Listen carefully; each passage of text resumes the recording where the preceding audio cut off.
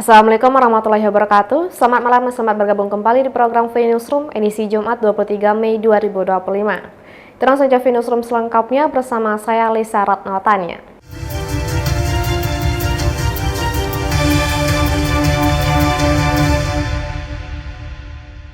Puluhan pegawai tenaga pendidikan atau PTK non-ASN di Kepulauan Riau mendatangi kantor Gubernur Kepri. Mereka meminta kejelasan mengenai nasib mereka setelah tidak lolos seleksi pegawai pemerintah dengan perjanjian kerja atau P3K. Kedatangan puluhan pegawai tenaga kependidikan atau PTK non-ASN di Kepulauan Riau disambut oleh Kepala Badan Kepegawaian Daerah atau BKD dan Kepala Dinas Pendidikan Kepri di Aula Rupatama Kantor Gubernur Kepri, Dompak, Kota Tanjung Pinang pada Jumat 23 Mei 2025. Tujuan puluhan PTK non-ASN mendatangi kantor Gubernur Kepri tersebut untuk meminta kejelasan status setelah gagal dalam seleksi pegawai pemerintah dengan perjanjian kerja atau P3K. Perwakilan PTK non-ASN Sefrizal mengatakan, kebanyakan dari mereka telah mengabdi bertahun-tahun tanpa mendapatkan status kepegawaian yang jelas. Selain meminta kejelasan status, mereka juga menuntut perihal gaji, di mana ada beberapa PTK non-ASN yang gajinya dipotong. Padahal sesuai aturan mereka seharusnya menerima gaji sesuai dengan status PTK non-ASN. Kami di sini mewakili seluruh PTK non-ASN, khususnya yang tenaga kependidikan yang saat ini berstatus R3 ya, dengan jumlah 473 orang. Pada hari ini kami ingin menyampaikan aspirasi. Alhamdulillah disambut baik dengan Kepala BKD, Kepala Dinas Pendidikan, dan dari BPKAD. Yang pertama berkenaan dengan proses pengadaan seleksi P3K. Dan kami ingin mendengar langsung tadi bagaimana kedepannya nasib kami, dan kedua berkenaan dengan gaji yang kami terima. Kepala Badan Kepegawaian Daerah atau BKD Kepri, Yeni Trisia menjelaskan, PTK non-ASN yang hadir merupakan honorer yang telah mengikuti seleksi tahap 1 dan sudah masuk dalam database BKN. Ia menjelaskan mereka bukan tidak lulus, melainkan berstatus paruh waktu yang perlu menunggu optimalisasi dan menunggu proses seleksi P3K tahap 2 rampung. Ini PTK non-ASN yang sudah mengikuti seleksi di tahap 1 dan Bapak Ibu ini juga database yang saat ini atas ketidakpuasan ya, ini juga karena yang R3 bukan tidak lulus, tapi satunya adalah paruh waktu yang menunggu optimalisasi ya, optimalisasi itu ketika seleksi tahap 2 selesai dulu. Nah, harapan Bapak Ibu kan ingin seperti yang 3.481 yang akan diserah terimakan SK-nya oleh Bapak Gubernur. Mereka juga, mereka pengen bersama-sama di hari yang dekat ini, tapi tidak bisa karena proses sedang berlangsung, masih berlangsung proses. Sementara itu menanggapi perihal pembayaran gaji, Kepala Dinas Pendidikan Kepri Andi Agung menjelaskan, regulasi pembayaran gaji 473 PTK non-ASN masih menunggu kebijakan pusat. Namun pihaknya berjanji akan membayar gaji tersebut secepatnya. Ini sebenarnya sudah paruh waktu. Cuma ya kita maklumi juga bahwa mereka butuh kepastian. Tentunya kan kita menunggu regulasi dari pusat, karena daerah tidak bisa menentukan. Jadi 477 ini nanti menurut penjelasan tadi Kepala BKD itu akan mendapatkan juga nanti waktu saja, dan ya kita memaklumi. Kenapa? Karena ya berharap teman-temannya mungkin dapat SK duluan, ya belum. Pada prinsipnya P3K kan tidak ada bahasa musnah tidak. Lucia Retnosari dari Tanjung Pinang melaporkan. Badan Pengurus Daerah Himpunan Pengusaha Muda atau HIPMI Kepri menggelar debat visi calon ketua. Acara tersebut disejalankan dengan seminar kewirausahaan bagi mahasiswa dengan semangat mencetak pengusaha muda menuju Indonesia Emas. Bertempat di Auditorium Universitas Maritim Raja Ali Haji atau Umrah Tanjung Pinang, Dompak pada Kamis 22 Mei 2025, Badan Pengurus Daerah Himpunan Pengusaha Muda Indonesia atau BPD HIPMI Kepri menggelar debat visi calon ketua dan seminar kewirausahaan bagi mahasiswa umrah. Dengan semangat mencetak pengusaha muda menuju Indonesia Emas 2045, acara inspiratif tersebut dihadiri Wakil Gubernur Kepri Nyanyang Haris Pratamura, Rektor Umrah Agung Damar Sakti, dan Wakil Wali Kota Tanjung Pinang Raja Ariza, serta ratusan mahasiswa umrah dari berbagai fakultas. Ketua Umum BPD HIPMI Kepri Sari Dwi Mulyawati mengungkapkan, kegiatan tersebut sesuai mandatori yang ada pada ADART HIPMI yang mengharuskan untuk digelar di perguruan tinggi. Seminar kewirausahaan tersebut bertujuan menularkan semangat kewirausahaan dan berbisnis kepada generasi muda khususnya di Provinsi Kepulauan Riau. Terlambat, tapi satu hal yang penting yang ingin kami sampaikan. Pertama, adik-adik itu izin Bapak Ibu, acara debat HIPMI Kepri ini adalah acara mandatori yang ada di dalam ADART kami untuk diselenggarakan dan itu wajib di kampus. Supaya tujuannya memberikan virus-virus entrepreneur kepada adik-adik mahasiswa, bagaimana kita bisa mengajak para mahasiswa untuk berpikir bagaimana adik-adik lulus nanti berpikirnya tidak mencari lapangan pekerjaan tapi membuka lapangan pekerjaan. Dan itulah tujuan kita menyelenggarakan acara pada hari ini.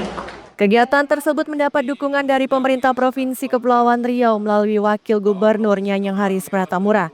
Nyanyang berharap generasi muda Kepri dapat membangun daerah dan berkontribusi bersama pemerintah dengan langkah berwirausaha. HIPMI menunjang yang sangat luar biasa sekali.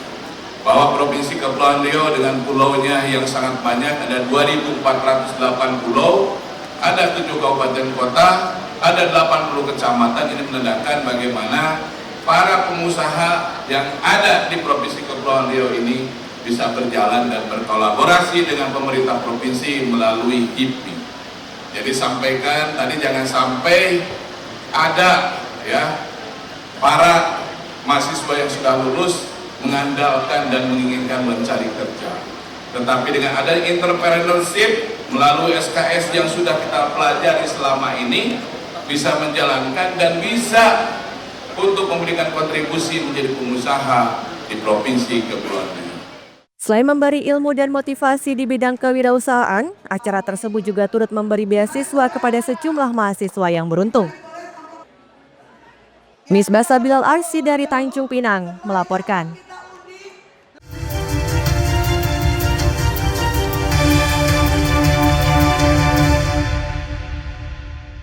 Dua pegawai Kelurahan Tanjung Pinang Barat diduga terlibat cekcok hingga berujung pemukulan. Kejadian tersebut berakhir damai setelah dilakukan mediasi di kantor Polsek Tanjung Pinang Barat. Polsek Tanjung Pinang Barat melakukan mediasi antara dua pegawai Kelurahan Tanjung Pinang Barat yang diduga terlibat perkelahian pada Jumat 23 Mei 2025. Mediasi dilakukan setelah salah satu keluarga korban berinisial DD tidak terima dan merasa dirugikan akibat perkelahian yang dilakukan pelaku inisial Y hingga melapor ke Polsek Tanjung Pinang Barat. Keluarga korban Husni Zaini mengatakan perkelahian itu terjadi akibat timbul kesalahpahaman antara anaknya dan salah satu pegawai kelurahan tersebut. Ia mengaku bahwa anaknya sempat mendapat pukulan akibat cekcok tersebut. Jadi sudah kita selesaikan lah, ya pun tak mau banyak cerita lagi, sudah selesai lah, kita anggap semua saja. Infonya siapa yang dipukul nih? Keluarga bapak? Iya. Memang dipukul? Iya. Cewek pak? Dipukulnya gimana? Ya, gara-gara sepele aja dah. Salah paham pak ya? Salah paham lah, salah paham. Cewek pak ya? Cowok. Kondisi korban gimana sekarang pak? Udah aman. Udah aman. Udah tak masalah. Kapolsek Tanjung Pinang Barat AKP Zubaidah mengungkapkan pihaknya menerima laporan atas dugaan pemukulan tersebut pada pukul 10:30 waktu Indonesia Barat. Namun setelah pihaknya melakukan mediasi, kasus tersebut pun berakhir damai. Mediasi tersebut dilakukan dengan menghadirkan korban dan pelaku pemukulan berinisial DD dan Y, Lurah Tanjung Pinang Barat dan keluarga korban. AKP Zubaidah menyebut kasus pemukulan itu murni karena kesalahpahaman antara kedua pegawai kantor lurah tersebut. Dan kita selesaikan problem solving ini. Alhamdulillah sudah semuanya selesai dan sudah kita kesepakatan. Tadi awal laporan kita terima jam berapa? Tadi sekitar jam 10.30. Jam 10 lah, sekitar jam 10. Jadi tadi pertama saya serahkan kepada SPKP, Bading dan sebagainya untuk diselesaikan. Kemudian saya turun tangan, akhirnya semuanya selesai dengan baik. Cekcok ini terjadi di kantor berarti? Iya, di kantornya salah paham antara sesama pegawai itu aja. Lucia Retnosari dari Tanjung Pinang melaporkan. Gubernur Kepulauan Riau melakukan rotasi terhadap sejumlah kepala organisasi perangkat daerah atau OPD yang berada di lingkungan pemerintah Provinsi Kepulauan Riau. Pengambilan sumpah dan pelantikan rotasi jabatan sejumlah kepala OPD di lingkungan Pemprov Kepri digelar di Aula Wan Sri Beni Dompa Kota Tanjung Pinang pada Jumat 23 Mei 2025. Adapun para pimpinan tinggi Pratama yang dilantik tersebut seperti Hasan yang sebelumnya menjabat sebagai Kadis Kominfo Kepri kini menjabat sebagai Kepala Dinas Pariwisata. Sedangkan jabatan baru Kadis Kominfo Kepri dijabat oleh Henry Kurniadi yang sebelumnya menjabat sebagai Kasatpol PP Kepri. Selanjutnya, Martin L. Maromon dilantik sebagai Kasatpol PP Kepulauan Riau, Darson dilantik sebagai Kepala Dinas Kepemudaan dan Olahraga. Kemudian Aris Pariandi yang sebelumnya menjabat Kadis Perindak Kepri kini menjadi Kepala Bapenda. Sedangkan jabatan baru Kadis Perindak diisi oleh Novianto. Gubernur Kepulauan Riau Ansar Ahmad meminta para pejabat yang baru dilantik untuk bekerja sebaik mungkin serta dapat bertanggung jawab dengan jabatan yang baru diemban. Ansar juga meminta agar para kepala OPD yang dilantik dapat mengejar target yang ditentukan demi kemajuan Pemprov Kepri. Saya ingin menyampaikan kepada kita semua bahwa apapun jabatan yang saudara terima hari ini itu adalah merupakan amanah dan juga berkah dari Allah Subhanahu wa taala. Maka kita berharap saudara bisa menerimanya dengan baik dan ikhlas dan melaksanakan tanggung jawab itu dengan sebaik-baiknya. Dimanapun saudara diposisikan bekerja, jika saudara bekerja sungguh-sungguh, pasti Allah akan memberikan jalan kepada saudara ke depan untuk mengembangkan karir dan meniti karir selanjutnya untuk menuju sukses bagi saudara-saudara sekalian. Lucia Ratnasari dari Tanjung Pinang melaporkan.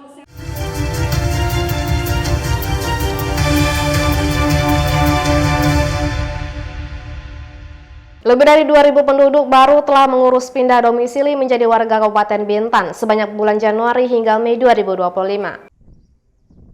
Dinas Kependudukan dan Pencatatan Sipil Kabupaten Bintan mencatat hingga Mei 2025 ini terdapat 2.723 jiwa yang telah mengurus pindah domisili menjadi warga Bintan.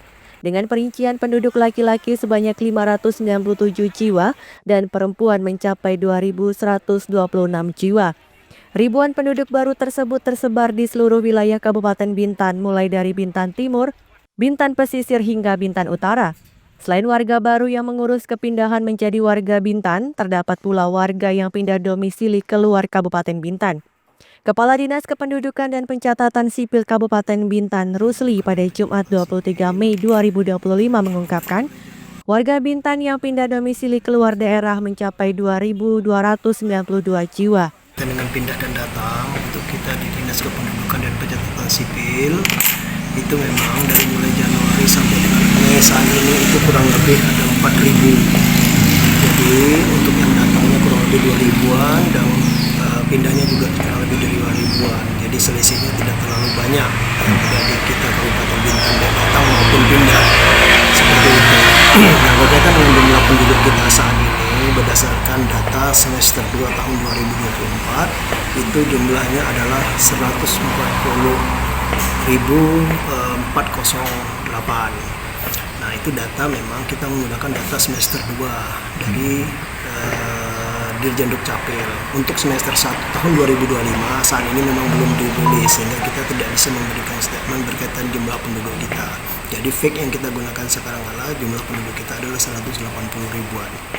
Sementara terkait belangko pembuatan KTP di Disdukcapil Bintan, Rusli menyebut bahwa saat ini pihaknya memiliki stok sekitar 3.000 belangko yang diperkirakan cukup hingga 2 bulan ke depan.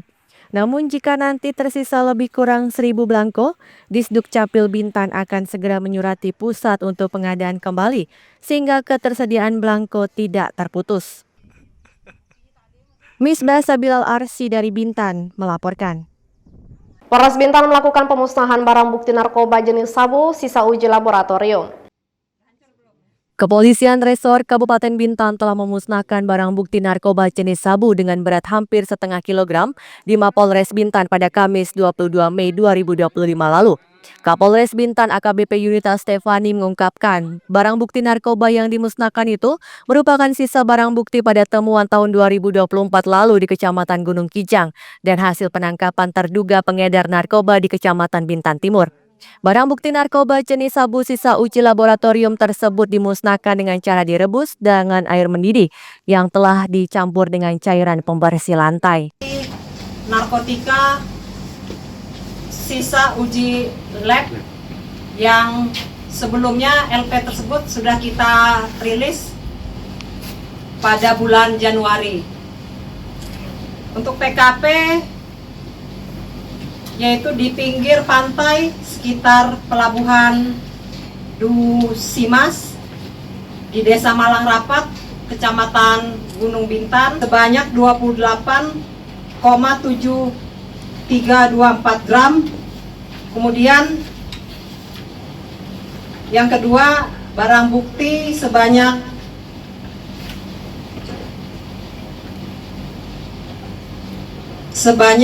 488,86 gram. Misbah Sambilal Arsi dari Bintan melaporkan. Jangan lupa follow Instagram dan TikTok BNewsClick untuk berita menarik lainnya.